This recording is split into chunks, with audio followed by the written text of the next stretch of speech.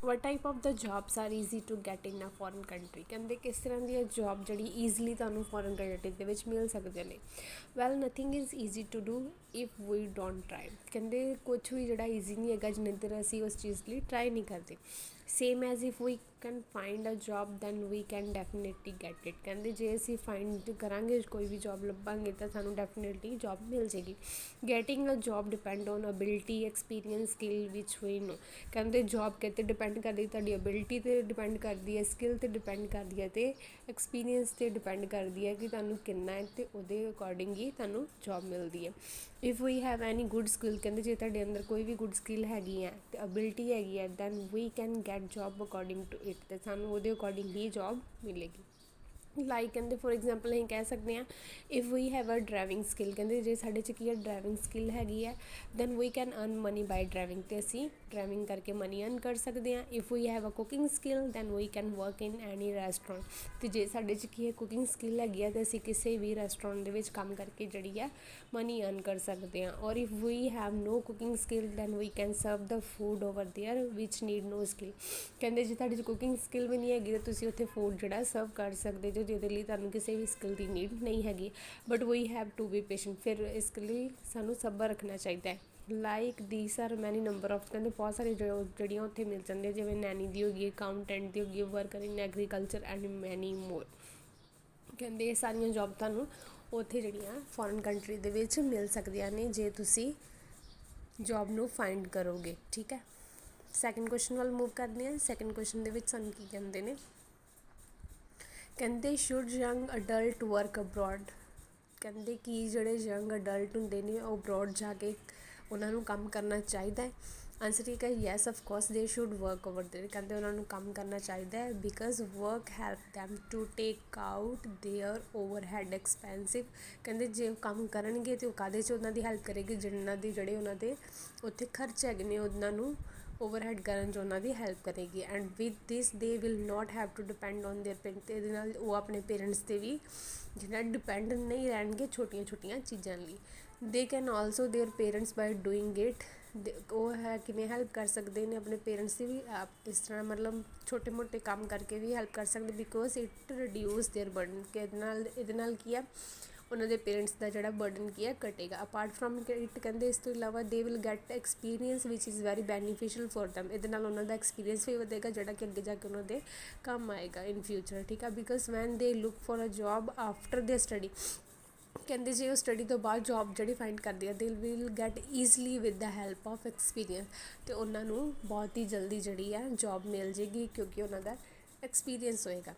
Third question ਵੱਲ move ਕਰਦੇ। ਕਹਿੰਦੇ if they do not work abroad would it be helpful for them to travel in a foreign country. ਕਹਿੰਦੇ ਜੇ student ਜਿਹੜੇ ਬਾਹਰ abroad ਜਿਹੜਾ ਹੈ ਸਟੱਡੀ ਕਰਨ ਨਹੀਂ ਜਾਂਦੇ ਫਿਰ ਵੀ ਜਿਹੜੀ ਫੋਰਨ ਕੰਟਰੀ ਵਿੱਚ ਟਰੈਵਲ ਕਰਨਾ ਉਹਨਾਂ ਲਈ ਹੈਲਪਫੁਲ ਹੋਏਗਾ।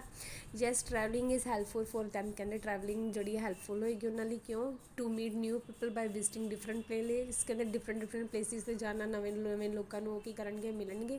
With the help of it they will gain an immense knowledge about that country which will help them ਵਿਚ ਫਿਊਚਰ। ਕਹਿੰਦੇ ਇਹਦੇ ਨਾਲ ਕੀ ਆ ਉਹਨਾਂ ਦੀ ਜਿਹੜੀ ਨੌਲੇਜ ਆ ਗੇਨ ਹੋਏਗੀ ਅਤੇ ਅੱਗੇ ਜਾ ਕੇ ਜਿਹੜੀ ਫਿਊਚਰ 'ਚ ਉਹਨਾਂ ਨੂੰ ਪ੍ਰੋਬਲਮ ਨਹੀਂ ਹੋਏਗੀ। They make new connection and get experience by talking different individual. ਅਤੇ ਉਹਨਾਂ ਦੇ ਨਵੇਂ ਕੀ ਬਣਨਗੇ ਕਨੈਕਸ਼ਨ ਬਣਨਗੇ, ਉਹਨਾਂ ਨੂੰ ਐਕਸਪੀਰੀਅੰਸ ਮਿਲੇਗਾ ਡਿਫਰੈਂਟ ਪੀਪਲਸ ਦੇ ਨਾਲ ਗੱਲ ਕਰਨ ਨਾਲ।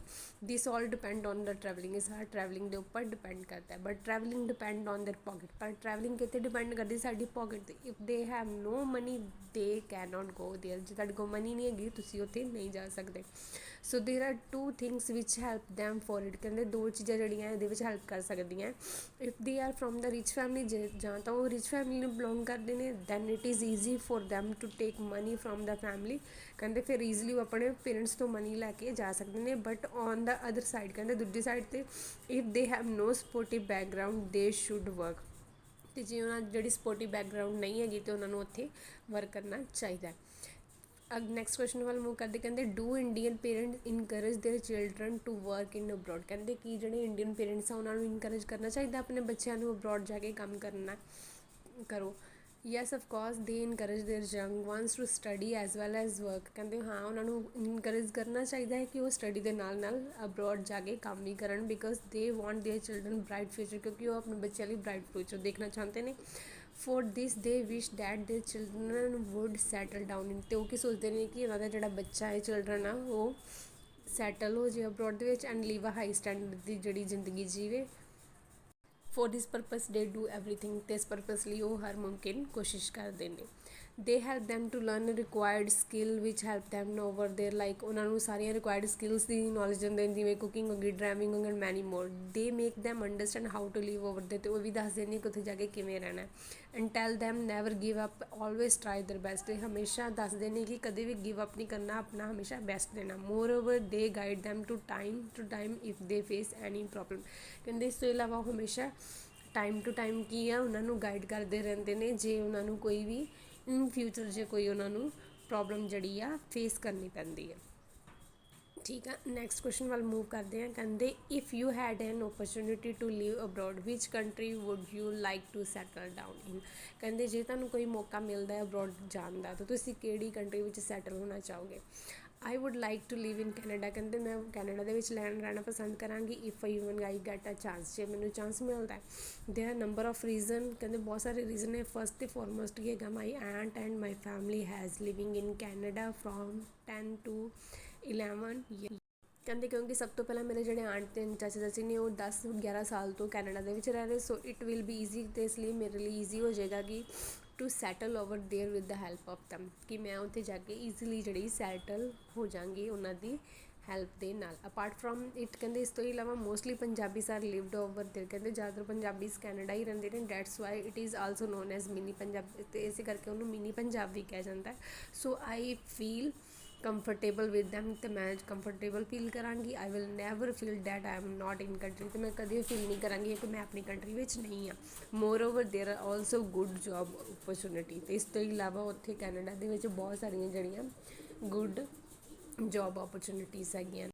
ਨੈਕਸਟ ਕੁਐਸਚਨ ਕਹਿੰਦੇ would you like to live in a develop city with high salary but with polluted air, ਕਹਿੰਦੇ ਕਿ ਤੁਸੀਂ ਇਹੋ ਜਿਹੀ ਸਿਟੀ ਵਿੱਚ ਰਹਿਣਾ ਚਾਹੋਗੇ ਜਿੱਥੇ ਤੁਹਾਨੂੰ ਸੈਲਰੀ ਤਾਂ ਹਾਈ ਮਿਲਦੀ ਹੈ, ਪਰ ਉਹ ਕੀ ਆ, ਉੱਥੋਂ ਦੀ ਏਅਰ ਜਿਹੜੀ ਪੋਲਿਊਟਿਡ ਆ। ਕਹਿੰਦੇ ਵੈਲ ਇਨ ਦਿਸ ਕੰਟੈਂਪਰੇਰੀ ਏਰਾ, ਕਹਿੰਦੇ ਅੱਜ ਕੱਲ੍ਹ ਦੇ modern everyone is running toward the money, ਸਾਰੇ ਕੀ ਆ ਮਨੀ ਦੇ ਪਿੱਛੇ ਕੀ ਆ ਭੱਜਦੇ ਨੇ। Because without it there is no existence of man without money, ਕਿਉਂਕਿ ਮਨੀ ਤੋਂ ਬਿਨਾਂ ਕਿਸੇ ਵੀ ਮੈਨ ਦੀ ਐਗਜ਼ਿਸਟੈਂਸ ਨਹੀਂ ਹੈਗੀ। He can do nothing without money, ਤੋਂ ਬਿਨਾਂ ਅਸੀਂ ਕੁਛ ਵੀ ਨਹੀਂ ਕਰ ਸਕਦੇ। I am also one of them who want to secure future of me and my family, ਕਹਿੰਦੇ ਮੈਂ ਵੀ ਉਹਨਾਂ 'ਚੋਂ ਇੱਕ ਹੀ ਹਾਂ ਜਿਹੜਾ ਕਿ ਆਪਣੀ ਫੈਮਲੀ ਨੂੰ ਅਤੇ ਆਪਣਾ ਫਿਊਚਰ ਜਿਹੜਾ ਸਿਕਿਓਰ ਕਰਨਾ ਚਾਹੁੰਦੀ ਹਾਂ। That's why I would like to do a job in a develop city, ਇਸ ਕਰਕੇ ਮੈਂ ਡਿਵੈਲਪ ਸਿਟੀ ਦੇ ਵਿੱਚ ਜੋਬ ਕਰਨਾ ਚਾਹਾਂਗੀ ਵਿਦ ਦ ਹੈਂਡਸਮ ਸੈਲਰੀ ਦੇ ਨਾਲ।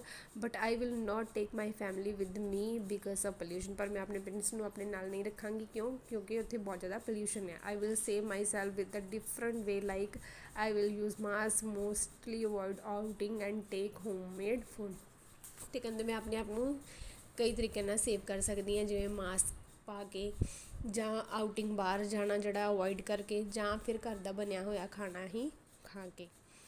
ਠੀਕ ਹੈ। After some time when I am able to do any business or get a good job near my home town, ਕਹਿੰਦੇ ਇਸ ਤੋਂ ਬਾਅਦ ਜੇ ਮੈਨੂੰ ਅੱਗੇ ਇਨ ਕੇਸ ਫਿਊਚਰ ਦੇ ਵਿੱਚ ਜਾ ਕੇ ਮੈਨੂੰ ਕੋਈ ਬਿਜ਼ਨਸ ਮਿਲਦਾ ਜਾਂ ਵਧੀਆ ਜੋਬ ਮਿਲਦੀ ਹੈ ਮੇਰੇ ਹੋਮ ਟਾਊਨ ਦੇ ਵਿੱਚ, ਅਤੇ ਮੈਂ ਵਾਪਸ ਆ ਜਾਵਾਂਗੀ। Because there are number of jobs but they demand a good experience and perfection in a work, ਕਹਿੰਦੇ ਬਹੁਤ ਸਾਰੀਆਂ ਜੋਬਸ ਹੈਗੀਆਂ ਨੇ, ਪਰ ਉਹਨਾਂ ਦੀ ਡਿਮਾਂਡ ਕੀ ਹੁੰਦੀ ਹੈ ਕਿ ਗੁੱਡ ਐਕਸਪੀਰੀਅੰਸ ਹੋਣਾ ਚਾਹੀਦਾ ਅਤੇ ਪਰਫੈਕਸ਼ਨ ਹੋਣੀ ਚਾਹੀਦੀ ਆ ਵਰਕ ਦੇ ਵਿੱਚ। ਠੀਕ ਹੈ। ਨੈਕਸਟ ਕੁਐਸਚਨ ਵੱਲ ਮੂਵ ਕਰਦੇ ਹਾਂ। ਨੈਕਸਟ ਕੁਐਸਚਨ ਦੇ ਵਿੱਚ ਸਾਨੂੰ ਕੀ ਕਹਿੰਦੇ ਨੇ,